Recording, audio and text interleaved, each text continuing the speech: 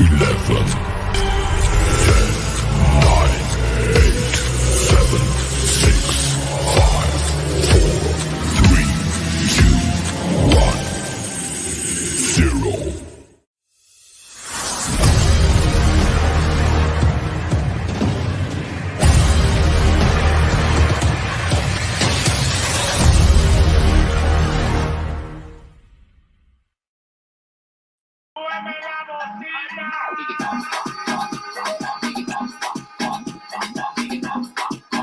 So much better than the beginning song. What's up, everybody? Welcome to a brand new episode of the Empire 161 Show, Season 4, Episode 18. Yes, we are back on a Sunday night. Our usual. Oh, there it is. This is actually where it kicks in when we walk on. Now it's all coming in. Okay. But yeah, we're opening up with Feliz by Chimbala, which is Oswaldo Cabrera's walk-up song because someone's been heating up the plate a little bit. Earned their way to it. But yeah, thanks for joining us as always. If you join us on the Facebook live stream or YouTube or X or wherever you found your audio on the podcast, we appreciate the support. And I'm Ed, and with me as always is Lisa. Lisa, what's up? Hey, I am sitting here grooving to this new song that I just added to my Spotify playlist. Also, just shouting out all of my Latino brothers and sisters because it's Hispanic Heritage Month now. Very excited about that. And my birthday is next week. So I think it's a perfect time of year because my birthday is in Hispanic Heritage Month. And if you know me, I'm the biggest one of these you ever seen. So between the Yankees and Puerto Rico, I don't know what I love more. But that's a tough choice. You don't have to pick, though. I know. That's I don't have to pick. I don't have to pick. I love them both equally. But we are going to talk very quickly about the Red Sox series, and we're going to focus more on the Pirates series. But with the Red Sox, we did win 3 out of 4 in Beantown, and we won 2 out of 3 in the Iron City. So we do have a happy show for you all, for us anyway. I don't know if we're going to touch on this because it happened a little while ago, but I'm sure we'll talk a little bit about how sadly Jason Dominguez already needs surgery, which really stinks, and he's going to be out for at least 10 months, which is yikes. I really hope that he's able to kind of rebound from that because he started off so strong. And we're also going to talk about somebody who was a major figure, not only as a major league ball player, but also as a human being. So I'll wait for Ed to show that prompt and then I'll talk more about it. But I'll leave you with that little teaser right there. Yeah, no, for sure. I mean, we can talk quickly right now because, yes, we haven't, due to various reasons, we were not on for about a week or so. So a couple of things that happened during that time. But yeah, we can talk with Jason Dominguez quickly. I mean, anyone who's been following, which I'm assuming if you're watching this, you are. Yeah, Jason Dominguez, unfortunately, lasted a little bit over a week and needs Tommy John surgery now, so he will be out. It's all over the place. Position players do come back faster than pitchers. He is a center fielder, does throw a lot, so that will be there. But I think, yeah, it sucks. It sucks that the kid is hurt and stuff. Thankfully, it's not something that should be crazy long. It's not like he's out for the entire season next year. That would be highly unlikely. It'll probably be back. He'll probably be back by like the All-Star break, which is better than nothing. But it just sucks because, you know, the kid burst on the scene and was just crushing it. He was living up to the hype of everyone who has heard about him since the Yanks signed him when he was 16 years old. Yeah.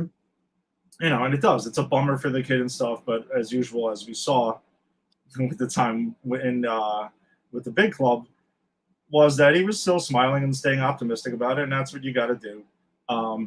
But you know, best wishes for him to get well soon. But I think it also brings up a lot of interesting things with the Yanks offseason because it looks like he was going to probably take over center field. And, you know, we've discussed this for a while. The Yanks are going to, you know, they're middle of a youth movement, and they're finally look like they're heading in the right direction to make some of the changes they need to getting younger, getting more athletic, getting Cole and Judge and Glaber some help here.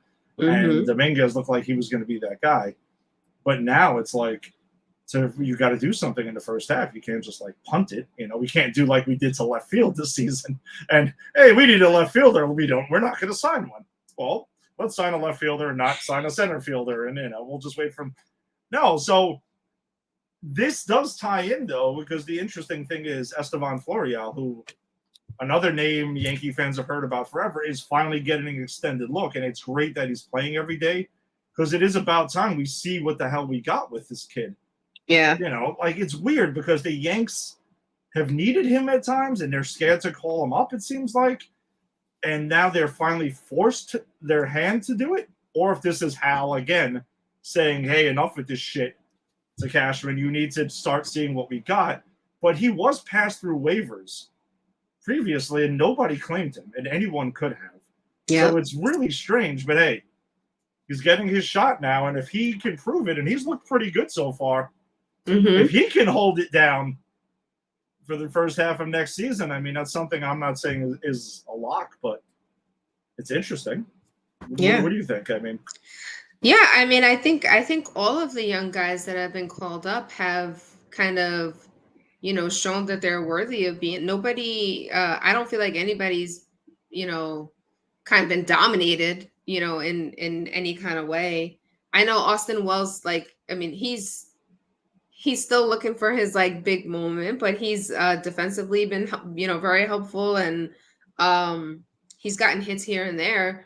But like other than him probably being having the least amount of like news around him, the other folks have really been showing up. And Estevan Florial, since he's come back up, has kind of made people be like, hey, pay attention to me, So we'll see what happens. We'll see what happens because you just don't know what they're going to do in the off season. Yeah, and there was that article that someone wrote on. I'm sorry, the name of the writer's skipping my mind right now, but on CBS Sports, I shared on our Facebook page yesterday was, floating the idea around because there's a possibility that Trout might force the hand on a trade, but the suggestion in the article was, if the Angels are willing to take on the Stanton contract, it's California, so that's where Stanton's from, and it's just kind of like he waive his no trade clause, and there's a lot of and buts and stuff in there, but it's an interesting situation because I think it's important to mention too that yes, everyone hears the name Mike Trout and it's like, oh, that's it. He's been banged up a lot the last couple of seasons. He's not. Yes, he has. When he's on the field, he still is a really good player. Don't get me wrong. And that could also turn out to be a bad contract too because he's got 6 years left on it at a lot of money still. So you can kind of be like, hey, let's exchange contracts and stuff, and we'll make it work. Stanton's contract is shorter than Trout's is, so maybe that's where the Angels are advantageous. We'd probably have to send a little bit more their way to make this happen. Actually, a lot more their way to make this happen, but part of it would be the Stanton contract. Or somebody else cleaned out their locker the other day before the end of the season. Well, he was put on the IL. He's out for the season. I know, but no, I know. There's his that. His locker was cleaned out before the end of a game. No, I know. And my guess is he was probably just really frustrated. We're talking about Shohei Ohtani for those who may not know. Yes, he's a guy who will be on the radar, but from stuff I've been reading a lot is been the belief is that he does kind of prefer to stay on the West Coast. And that would that would take the Yankees out of it, obviously, and take the Mets out of it. And then that's it. I mean, you could do. I mean, Cashman's been in Japan scouting every Japanese pitcher that might be posting this offseason. And there's talk that they're going to go ahead and make some serious offers. So that's where they might be turning for that. But you need offense. I mean, the pitching hasn't been really the problem. I'm not saying you should always add pitching. But clearly, you should always add a pitcher because look how many pitchers got on the IL this year. Yeah, I'm not. Don't get me wrong. I'm not saying we shouldn't add pitching, but the priority should be like the Clay Bellingers. If you can make a Trout Stanton swap somehow work, great. I would love to. Yes, I'm again not an anti-Stanton guy at all. I know. But I'm just a very pro Stanton. No, and I get it, but I'm like, hey, for the betterment of the team, Listen, I know. I can still look at fucking him. We still love play to him. see Mike Trout in pinstripes. And hey, maybe he can stay healthy for a little longer. I don't know, but it would be interesting. It would be. Yeah, but I still think it's a long shot. I personally, my guess would be is if Florial can hold it down until Dominguez is back, they'll go that route. They'll sign a left fielder, but Yeah. we got our last show to dig into that more. But the Jason Dominguez thing kind of was like a nice segue into this, discussion because it does his injury does kind of lend itself to that. But you had mentioned though Friday was Roberto Clemente Day across Major League Baseball. One of the all-time great players in the history of the sport. Perhaps not perhaps. He is the greatest Puerto Rican player to ever play in Major League Baseball. I mean, from everything we've known, I know, Lisa, you have, some more detailed stats on things, but from what we know of, like Clemente was a phenomenal, humanitarian. That's actually, part of his thing that's what kind of led to his death. Crazy finish with 3,000 hits right on the dime. I know. That's wild. That's some that wild is shit. Wild. Check out some highlights on YouTube of him. You can see, he had a cannon rocket for an arm. Paul O'Neill wore 21, because in honor of Roberto Clemente. As many other, great all-time greats have also won because he's a goat. It's just what it is. But yeah, so it's a nice touch by Major League Baseball. Anyone who wanted to wear 21, especially the Pirates, did a lot of cool stuff surrounding him and stuff like that. Yeah. And I can see them retiring. I don't know what they're waiting for, but 21 will probably get retired across baseball. I think as well, like 42 is. I think it should be. Yeah, I fully agree with you on that. But Lisa, you do have more on Roberto Clemente as well. I do. So there were a couple of things that I knew, but some of the things I found really interesting about him. So I knew he was born in Puerto Rico, but I didn't know where. He was born in Carolina. He was really passionate about social justice, which as a social worker speaks to my heart, and as a woman of color. In July of 1970, the Pirates honored him with Roberto Clemente Night. And during the ceremony, he actually took the time to ask fans to donate to the Pittsburgh Children's Hospital because he couldn't stand, the thought of kids suffering in the hospital. And he had met a young girl that had been sick that was in the hospital. So, and I didn't know this part. I don't know if you did, but during his career, do you know how many things he battled through, in his body? No, I can't say that I would know for sure. Various illnesses or just injuries. So apparently, he suffered from arthritis in his neck. He had a wrenched spine, and he had insomnia. Jesus. So that's a lot of stuff to have to deal with, especially when you're traveling as much as they do. So this I found really interesting, and I love hearing things like this because I can only imagine what new players to the league that don't speak English experience. So when the training facility that they have down south, Pirate City, was first built, I don't know if it's still called that, but at the time it was Pirate City. Most of the veteran players opted to stay at Longboat Key, which is a resort off the coast of Florida. He chose to stay at Pirate City with the rookies because he didn't want his fellow Latino teammates to go through the same difficulties he experienced when he was a rookie.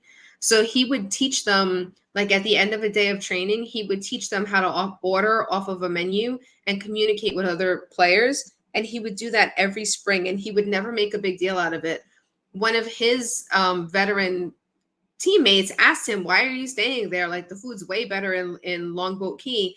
And he just went. So the other guy went to see what it was all about and saw what he was doing. Nice. And he was just that kind of person, very low key about all the things that he did. So I think the one thing that everybody knows, and this is a sad thing, is that on December 23rd, 1972, Nicaragua experienced a really devastating earthquake. And he heard that the supplies that were going to the country weren't really being distributed in an equitable way. So he raised $150,000 in donations with food, medical supplies, etc., from Puerto Rico.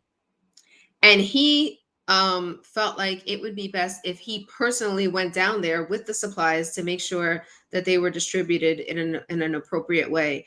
So unfortunately, the plane that he boarded was filled too much.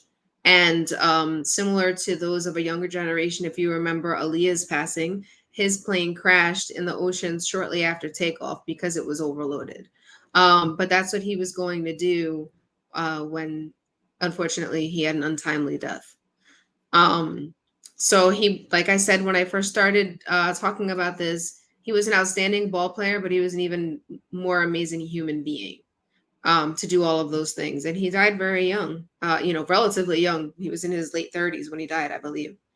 But let me read you his career stats. So he played in 2,433 games for the Pittsburgh Pirates from 1955 to 1972 in right field.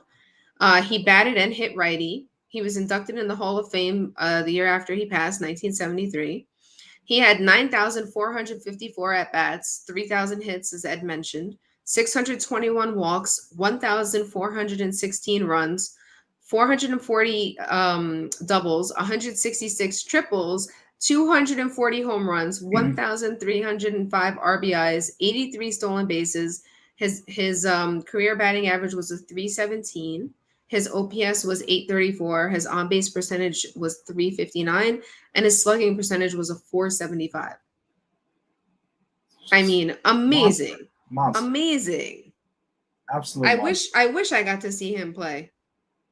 No, me too. I mean, there's, man, he would definitely be on the list if I would have been like, hey, you can drop into any generation and go ahead and watch this person play, before he, obviously with Ruth, Mickey Mantle, things like that. But he would be in that Jackie Robinson. He would be in that conversation as well, for sure. Because the stories you hear, especially about some of the throws you can even watch on YouTube, like I mentioned, are bananas. I mean, the dude had a cannon for an arm. Any outfield. So yeah, they showed some highlights during the series of things that he did against the Yankees. So yeah, it was insane. And PNC Park, by the way, I was considering going there this year and stuff like that, but it just didn't work out. Next time the Yanks are there, I mean, I might have to make that like a destination again. So I haven't been there. I've been there before, but it's been such a long time, and I would like to see it again. It's a beautiful ballpark. It really, really is. Well, I would like to go just to see the museum. Yeah, they were talking about the museum right out behind it too, and everything. Yeah. No, I've been on that too. Like it's really such a cool little city there. So, all right. Well, we're not gonna like totally gloss over this. I mean, it is Yankees Red Sox, but stuff. But yeah, Yanks took 3 out of 4 at Fenway during the week. Started last Monday. Listen, with the Yanks having a pretty much a less than 1% chance of making the third wild card, just win games, keep the winning streak going, and listen, beat Boston every freaking chance you get, especially the way that the Yankees got smacked around by Boston for most of the season. So it was nice to see them go in there, play with some pride, and take 3 out of 4, overall. Some of the games, not from being honest, some of them not the most exciting games, but because it was just like, it was weird. Some of them felt like spring training games because we were just getting like seeing relievers run out one after another that we've never seen before and stuff. But again, good stuff to see them take 3 out of 4 at Fenway any chance you get. All right, but the series we are going to go do our usual detailed look into is the series of the Pirates, starting on Roberto Clemente Day, which was on Friday night, where the Yanks went ahead and took that one by a final 7-5. Garrett Cole continued his march towards what we believe will be the AL Cy Young Award, but he did take a no decision here. 5 innings, 6 hits, 2 earned runs, 3 walks, 4 Ks, so not exactly his sharpest, but still solid outing as well. Clayton Holmes did come on to get his 20th save of the season. Aaron Judge was 3 for 5 with an RBI and a run scored. DJ LeMahieu 2 for 5 with an RBI and a run scored. And Oswaldo Cabrera 3 for 4 with an RBI and a run scored and a stolen base. So as we had mentioned earlier, he's definitely been picking it up with the bat, and it's good to see he's getting the at-bats now, and he's making the most of it. He's another guy who we kind of I mean, I can say I personally even somewhat forget where he's like part of this whole young group of bombers that have come up in this generation. The Yankee youth says they, Michael K is pushing hardcore for this to be the case, and I'm on board with it. I dig it because we don't want to do baby bombers again, so you got to come up with something new. He was kind of like the lost guy in this, even though he was on the opening day roster and everything. But it's good to see he's getting back in the swing of things. Yeah, and at that game, that game marked a season high 5-game hitting streak for him. Can we quickly talk about the very scary thing that happened in the 6th inning? Yes, absolutely. Wait, wasn't that yesterday's game though? No, that was the game with. I thought it was the game with Garrett Cole. Okay, yes, you're right. You're correct. It was Friday. My bad. But so that was terrifying. The announcers didn't even know what happened because they just thought the ball was going to go into the outfield to right field, and then it carried the other way. And the next thing you know, Anthony, I don't know how to say his last name. I don't know how to say his last name. Do you know how to say his last name? Miskowitz? Sure, we'll go with that. Miskowitz. Sorry, Anthony. Anthony M. He was on the floor, but the scariest part was you started to see blood. Oh my God. Yeah. That's like a lot of it. No, it was a super scary sight. Yeah, and I couldn't tell where it was, if it was like above his eye or his ear or whatever, but thankfully he, like in general is fine, and he did have concussion-like symptoms yesterday, but was, awake and coherent, but terrifying. All I could think of too was, can you imagine if that was Giancarlo Stanton that hit him? Oh, I mean, because he might have died. Yeah, that's what I'm saying. I mean, I don't even know if he'd be with us still. Yeah, I do know. You could see it all over G1 Bay's face. Like, he felt terrible. Yeah. And there's nothing. He obviously not on purpose. Like, nobody does that on purpose. You just hit the ball square. It goes straight back up the middle, and it hits the pitcher. If it hits the pitcher, 9 times out of 10, the pitcher's able to deflect, or like a quick reaction to at least soften the blow. Unfortunately, he wasn't. But G1 Bay, you could just see it all over his face. Like, he didn't even want to get back on the base. He felt so terrible, and he said after the game that the rest of the game he was trying not to think about it, but it just kept getting in his mind.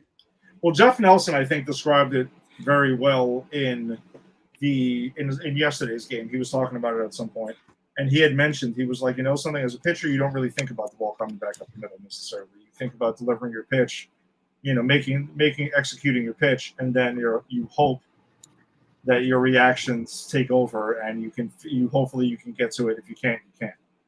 I mean, you can't think about it. If you think about it, you're not going to be able to pitch to your best. Like, no, not at all. You'd be scared if you really think about it. How close that's like driving a car and thinking the whole time, I'm going to get an accident. I'm going to get an accident. I'm going to get an accident. Yes, then you will.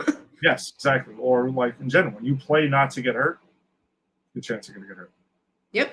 That's the way it is.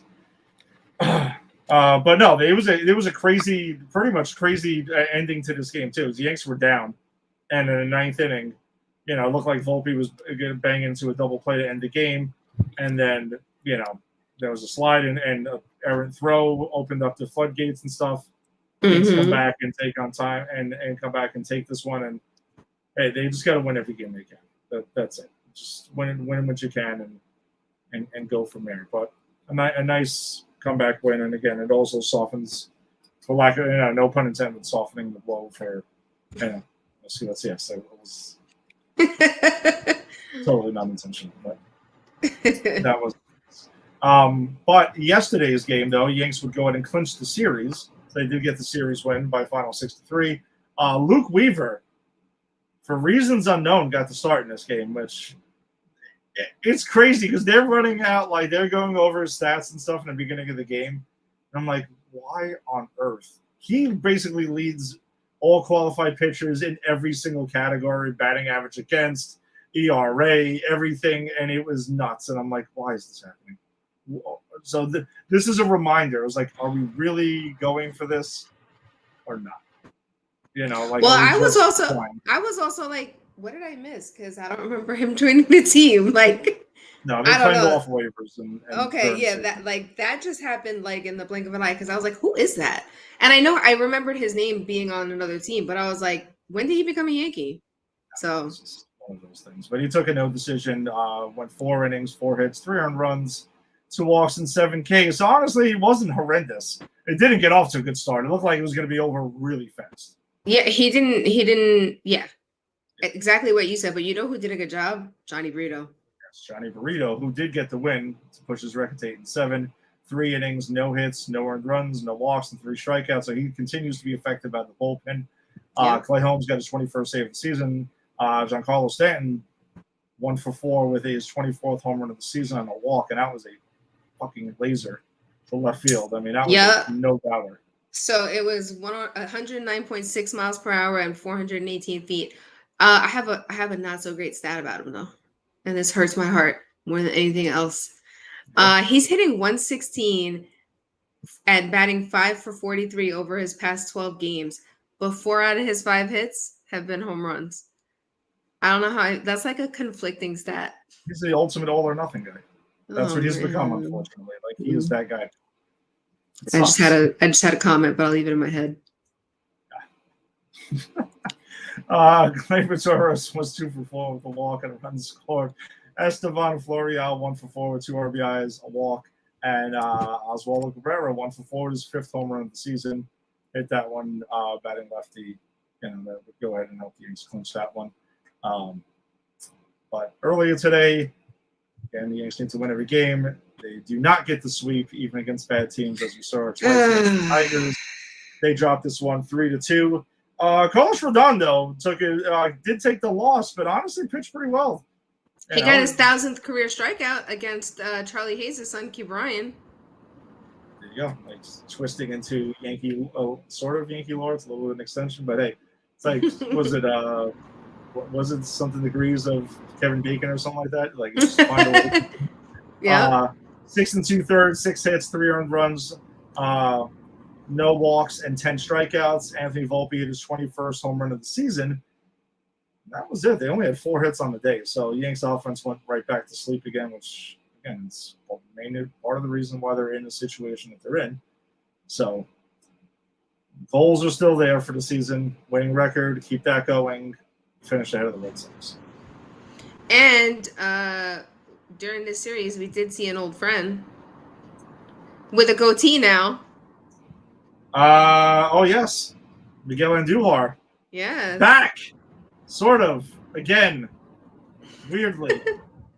It feels like it was 20 years ago. I feel like he should be at like Yankee Old Timers Day. I'm just saying, that long ago. It's fucked up, but it's true. It is. It's so weird that he was part of that baby Bombers crew that it's just only Judge was the only one that really came out. I don't think Gleyber Torres came out of that. Gleyber too, yeah. Yeah, Gleyber too. But yeah, that was pretty much that. All right, let's get to our awards of the week. The top of the heap hitter of the week. I have an odd feeling that we have the same person. So Lisa, give everyone I'm really going out there to limb our top of the heap hitter of the week. I'm pretty sure. Wow, you're leaning in. Well, I'm gonna go with the person whose music we used today, Oswaldo Cabrera. And not just because it's Hispanic Heritage Month. He deserved it. Like I mentioned, he had about a 6-game hitting streak this week. He just, contributed every which way that he could. So he had for the week a 350 average, OPS of 1.030, 1 home run, 2 RBIs, 4 runs, 7 hits, 5 walks, 1 stolen base. His on-base percentage was .480, and his slugging percentage was a .550. That's right. That's pretty much who it was. He definitely has earned that. I don't even think we've never even gone with him ever, have we? I think I might have once, and then I said I don't know how many times I'll be able to do this, and that's why he deserved it that week, but I think I mentioned I don't know how many times I'll be able to give it to him. So happily I gave it to him one more time this year. So feliz, Oswaldo. All right, and we have our King of the Hill pitcher of the week. All right. Who do you have? I think I know who you have. Clay Holmes. Dang it, we have the same one. I thought you were going to pick Garrett Cole. No. I think this is the third week in the row that we've picked both together again. We're back on that kick. Guess what? I'm going with Johnny Brito. Oh, switching it up. Okay. I'm changing it right here, right now. He was my backup. Whatever. Listen, they could be Cole, Clay Holmes, and Johnny Burrito. Yes, it is Burrito. Both have looked right out of the bullpen. I mean, Holmes has been locked down now. It's just, again, I can't help but looking towards the future in the offseason. I don't know if Holmes is the answer at closer long term. I kind of see him as more of a setup man, to be completely honest with you. But he has some nasty stuff, though. I just don't know if he has the mental makeup. Because sometimes when he comes in, and you can see in the first 3 pitches, if he doesn't have it, we're going to be in for a long one here. So, yes, that's been my concern. All right, and then that will bring us to our Blue Jays at Yankees preview, which they will be. Listen, mess up the Blue Jays' chances. Go ahead. Seriously. Screw it. And we ain't going. So close. Ain't nobody going then. Well, besides obviously. If we can't go, you can't go. That's it. We're going to take everybody down with us. Let's go. We'll give them a nice shit burger to eat. You know, the shit in their poutine. That's what we're going to do. And that's disgusting. All right. Go ahead, Lisa. Who's our pitching probables for the upcoming series against the Jays? All right, so we do have tomorrow off. On Tuesday, though, it'll be Yusei Kikuchi. He's a lefty, and he has a 9-6 record, 3.81 ERA, and 163 strikeouts. And he'll be going up against Clark Schmidt. Clark Schmidt is a righty with a 9-8 record, 4.56 ERA, and 142 strikeouts on the season. On Wednesday, the 20th, Kevin Gausman will start for the Blue Jays. He is a righty with an 11-9 record, 3.40 ERA, and 222 strikeouts on the season. Go Gausman. He'll be up against Michael King. He's a righty with a 4-6 record, 2.77 ERA, and 108 strikeouts on the season. And then on Thursday, we have Jose Berrios, a righty with an 11-10 record, 3.49 ERA, 168 strikeouts, versus our ace, Garrett Cole, with only a couple of games left under his belt for this year. Right-hand pitcher, 13-4 record, 2.81 ERA, and he has 208 strikeouts on the season. Yeah, it's going to be, the Gausman start on Wednesday is going to be tough. But King has also looked good since joining in the rotation. He's been pretty damn effective. Yeah, I think he's gotten stronger and stronger. So I like what I see of him. I mean, he should definitely get that crack at the rotation, to kick off next season, but we're still going to go before that. See what it holds. So that does it for us this week. Thanks for joining us as always. Quick episode, but nonetheless, got here. So we do what we do. Do what we do. We got to do. That's it. Thanks for joining us as always. You joined us on the Facebook live stream. Be sure to check us out, the Empire 161 Show Facebook group. Drop some highlights and lineups and other stuff that does not make the show every week. So check us out there. Check out Pop Culture Pros, because that's what we're represented by, popculturepros.com. YouTube, subscribe to Pop Culture Pros. If you're on X, not Twitter, X. You can follow us at Empire 161 Show on Instagram at the _Empire _161 Show. And same deal there, same deal across the board, highlights, lineups, whatever, a lot of other fun stuff on there. First on social media and wherever you found your audio on the podcast. Subscribe to Pop Culture Pros. There's a lot of cool stuff on the network as well. We've got a couple of football shows, there's a Mets show, we got a comic book show with Granny's Peach Tea that'll be back on Tuesday. Talking more Teenage Mutant Ninja Turtles somehow, some way, still going on. More Harley Quinn, so I'm talking about that. And we will see you guys next week. Let's go Yankees. Bye, everybody.